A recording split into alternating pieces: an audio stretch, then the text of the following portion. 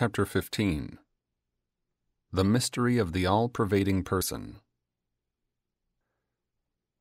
The Blessed Lord said, "The scriptures speak of the eternal Ashvata, the world tree, whose roots are in the Most High, branches in the lower regions, and leaves in Vedic hymns. He who knows it understands the Veda really. Nourished by the gunas, and covered with the budding foliage of sense objects, its branches spread into regions high and low. Stretching forth on the ground below in the world of men are its secondary roots, entangling man in the bondage of action.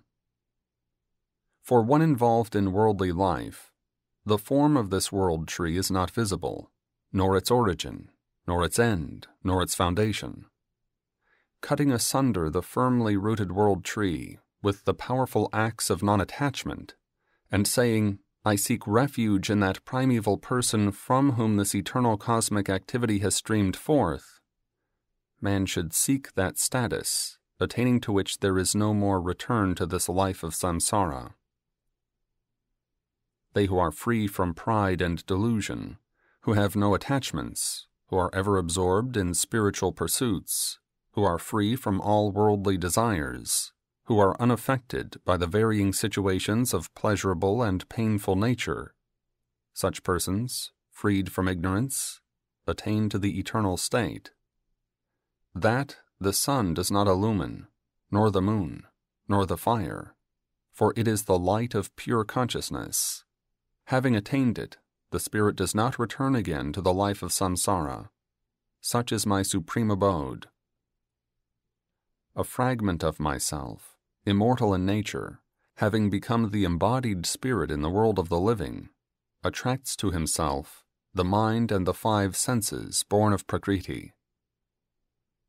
When he gets a new body or abandons an old one, the jiva, the lord of the body, moves, carrying the mind and the senses with him, as the wind carries smells from flowers and the like.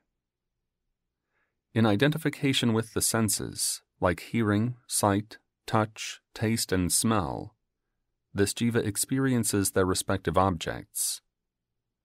The deluded do not recognize the spirit, or jiva, when, in identification with the gunas, he tenants or leaves a body, or when he experiences objects through it, but those endowed with the eye of wisdom do.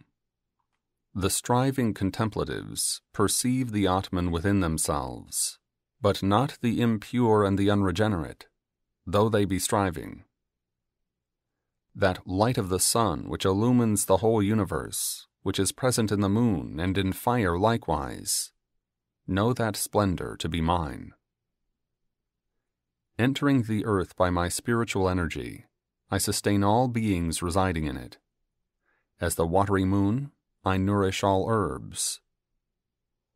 Based in the body of living beings, I manifest as the digestive fire, and in combination with the vital energies known as prana and apana, digest the four kinds of food taken by them. I abide in the hearts of all. From me arise the remembrance and knowledge of the spiritual verity, as also their effacement. The original teacher of the Vedanta I am, as also the knower of the Veda. It is well known that there are two types of Purushas, or spirits, the perishable and the imperishable. The perishable consists of all the jivas in embodiment who are subject to change, while the imperishable consists in the collectivity of liberated jivas who remain aloof from changeful matter and are unaffected by it. But there is yet another Purusha, known as the Supreme Being, or the Purushottama, who is the highest of spirits, and who pervades all the three worlds, and sustains them. As I transcend the perishable, and am also superior to the imperishable, I am well known as the Purushottama, the Supreme Being, in both the Vedic and secular literature. He who knows me in this way as the Purushottama, he understands the true nature of this totality, and he loves and adores me with his whole being. O sinless one, This spiritual doctrine, the most profound of all in the sacred lore, has now been revealed by me. A true understanding of it makes a man really wise and established in a sense of total fulfillment.